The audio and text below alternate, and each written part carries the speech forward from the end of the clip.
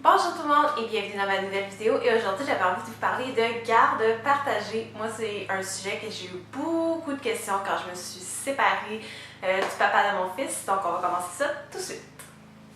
Il existe plusieurs types de garde partagée. Vous pouvez soit la choisir par vous-même ou si vous êtes au Québec, vous avez le droit de la médiation quand que vous vous séparez. Donc au Québec, on a le droit à 5 heures la première année pour régler tout ce qui est séparation d'un des biens, etc. Et aussi pour la garde de l'enfant. Et après ça, chaque année, vous avez le droit à 2 heures ou 2 heures et demie pour faire des ajustements concernant la pension alimentaire, la garde ou des choses comme ça. Donc, je vous conseille fortement d'aller voir un médiateur, même si ça va bien de vous autres. C'est vraiment quelqu'un de neutre qui va pouvoir vous aider là-dedans. Puis souvent, les médiateurs, c'est soit des psychologues, des notaires, il y a des travailleurs sociaux et des avocats. Je cherche la dernière catégorie. Donc, je vous conseille fortement d'aller vers un médiateur ou une médiatrice pour régler ça. Sinon, voici toutes les gardes qui sont possibles. Il y a les classiques qu'on connaît bien, donc le 1 semaine sur 2, donc un parent a la garde pendant 7 jours et l'autre parent l'autre 7 jours. Il y a aussi le 1 fin de semaine sur 2, donc c'est ce qui est le plus populaire.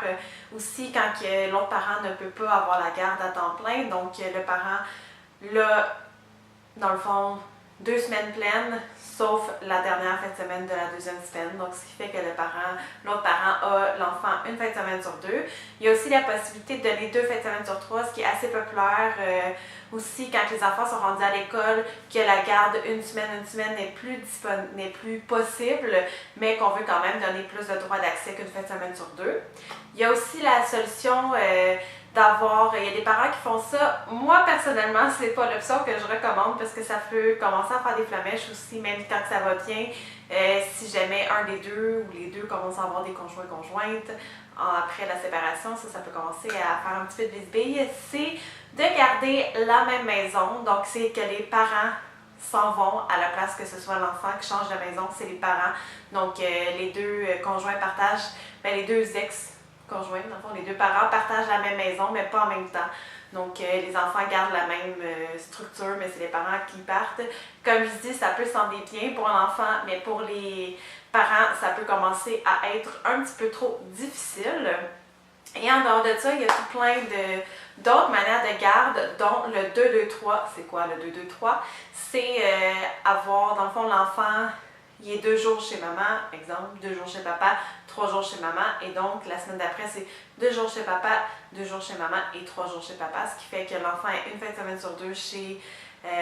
dans le fond, les parents et l'enfant ont chacun une fin de semaine, mais la semaine, c'est à coup de 2 jours pour éviter l'ennui de l'enfant versus l'autre parent. Mais ça, c'est un moyen de garde qui est plus populaire et plus efficace quand les enfants sont plus petits. Donc, quand ils sont bébés, que l'enfant n'est pas allaité. Et le temps de la garderie aussi, ça peut être une bonne option, mais c'est sûr que rendu à l'école, c'est peut-être un peu trop. Puis, il y a aussi l'option de une semaine, mais divisé différemment que du... lundi au dimanche, en fait. C'est que souvent, il y a des parents qui vont se partager l'enfant en plein milieu de la semaine, exemple le mercredi. Il y a aussi la possibilité d'ajouter des journées de garde, comme exemple, le papa a l'enfant une fin de semaine sur 2, mais comme il veut avoir plus d'accès, exemple, vous donnez le droit de venir souper avec l'enfant le mercredi ou de venir faire dodo à la maison le mardi, etc. Donc, il y a tout le temps des variantes comme ça qu'on peut rajouter selon notre situation et nos besoins familiaux. Donc, nous, qu'est-ce qu'on a fait? Quand on s'est séparés, Félix avait 1 an, quand on s'est séparés émotionnellement, comme je peux dire. Mais en fait, on s'était séparés avant ça émotionnellement, mais là, après ça, c'était comme officiel quand Félix a eu 1 an. Et moi, je suis déménagée de là quand Félix avait 18 mois.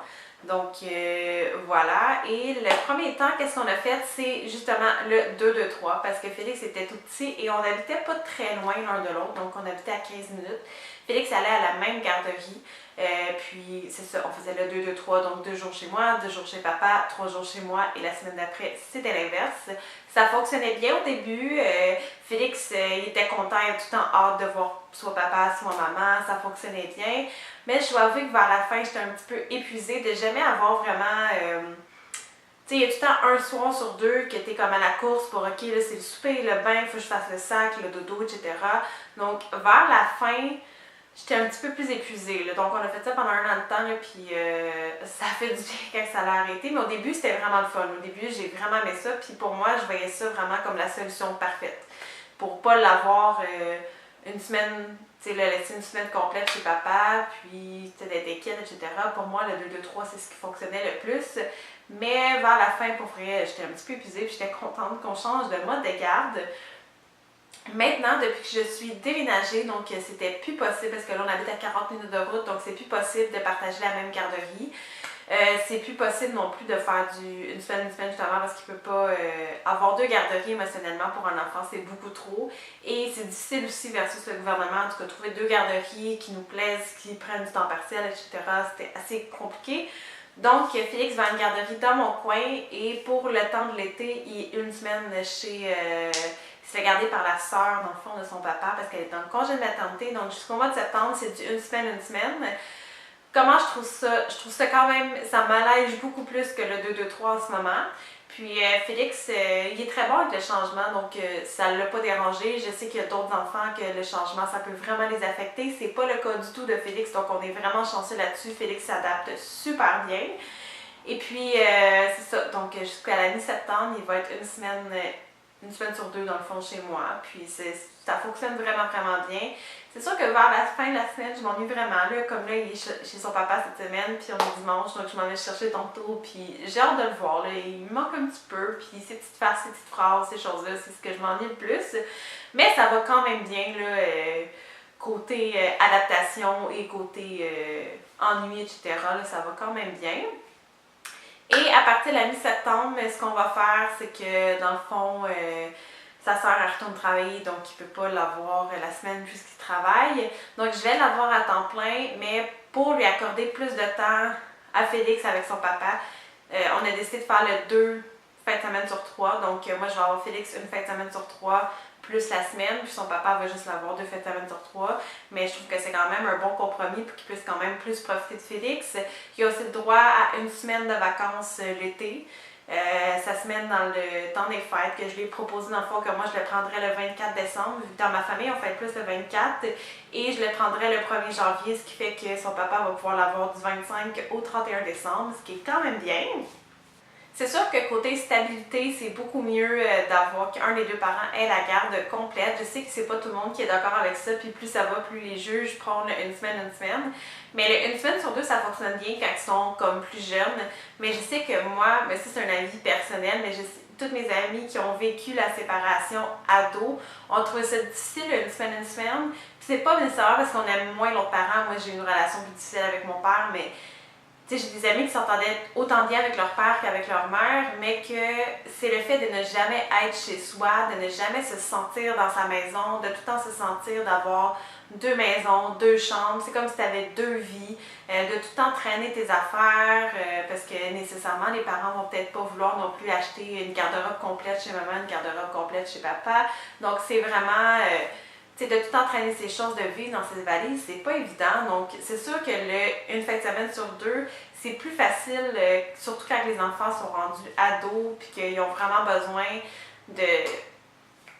Ils ont vraiment besoin de leur espace, c'est vraiment qu'ils sont à eux, ils ont besoin de leurs choses, ils ont besoin de vivre dans leur bulle. Donc, moi, de mon avis à moi, ça c'est plus facile pour l'enfant que ce soit chez papa ou chez maman. C'est plus facile pour l'enfant.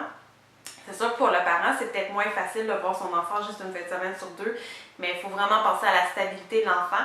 Donc, peu importe le mode de garde que vous choisissez, pensez à ça, parce que selon les groupes d'âge aussi, c'est ce qui est différent. Comme je disais, quand les enfants sont bébés tout petits, le 2-2-3, ça fonctionne super bien. C'est sûr que quand tu as un ado ou même un enfant de 10 ans, c'est pas le mode de garde qui va être privilégié, mais ça peut super bien fonctionner quand l'enfant est tout petit pour créer le lien d'attachement, éviter l'ennui du parent et de l'enfant. Quand ça c'est disponible, c'est une bonne option. L'1 semaine sur 2, c'est aussi une bonne option quand les enfants sont plus jeunes, quand les parents sont très proches. Puis justement, si les parents sont très proches, sans avoir, si vous prenez 1 fin de semaine sur 2, si les parents sont très proches, ça peut permettre à l'enfant, en plein milieu de la semaine, d'aller décider d'aller souper chez papa ou chez maman, peu importe chez qui il habite, d'aller juste passer du temps un vendredi soir, que ça lui tente à la place d'aller chez ses parents. Ça peut permettre ça, justement, le partage et tout, quand les parents y habitent très proches. Et voilà, j'espère que vous avez beaucoup aimé la vidéo. Si jamais vous avez des questions, n'hésitez pas à me les poser en commentaire, ça va me faire plaisir d'y répondre. Donc n'oubliez pas de faire un petit like, de la partager et surtout de vous abonner à ma page YouTube pour ne rien manquer sur les prochaines vidéos concernant tout ce qui est famille, etc. Donc on se revoit. Bye!